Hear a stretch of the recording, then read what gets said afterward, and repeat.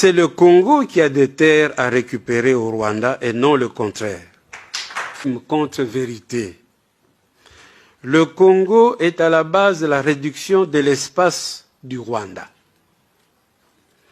Il existe un mythe du grand Rwanda qui s'est développé dans la région et qui, depuis la fin des années 90, nourrit un imaginaire susceptible de pérenniser le climat de violence existant.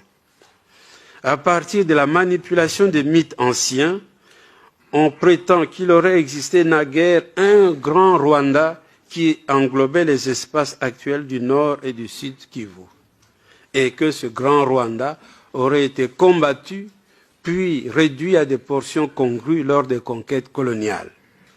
Cette nouvelle situation aurait été adoptée par la conférence de Berlin, puis, après les indépendances, par le deuxième sommet de l'OUA en 1964, qui a opté, comme vous le savez, sur le principe de l'intangibilité des frontières.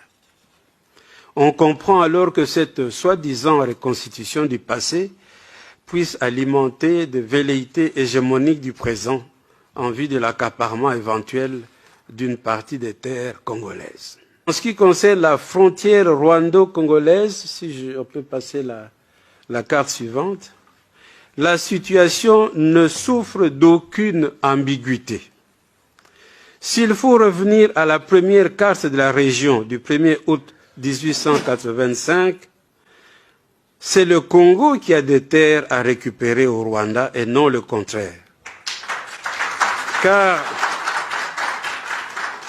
sur cette carte initiale, si vous pouvez bien regarder ce coin-là, sur cette carte initiale, la partie occidentale du Rwanda était congolaise.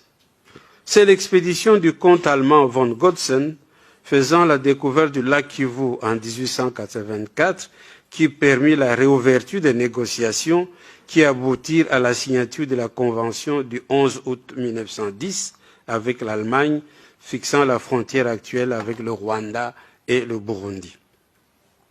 Par cette convention, qui adopta un nouveau tracé allant du mont Sabinyo au Tanganyika, le Congo perdit une partie de ses terres au profit du Rwanda-Burundi. L'instrumentalisation de l'histoire des conquêtes rwandaises au XIXe siècle est également une accumulation de malentendus et même d'erreurs. L'allusion concerne toujours le règne de Kigeri IV Rwabugili, un roi, le roi qui était en place entre 1867 et 1895. Avec ses 8 armées, ce roi aurait organisé 13 campagnes militaires à la base de l'extension et de la centralisation du royaume du Rwanda. Mais certaines de ces campagnes furent de simples expéditions de razzia pour s'emparer de l'ivoire, comme dans les forêts du pays de Tembo, sans être suivies d'une annexion effective. De même, toutes ces campagnes ne furent pas toujours couronnées de succès, comme dans le sud contre le Burundi, ou encore contre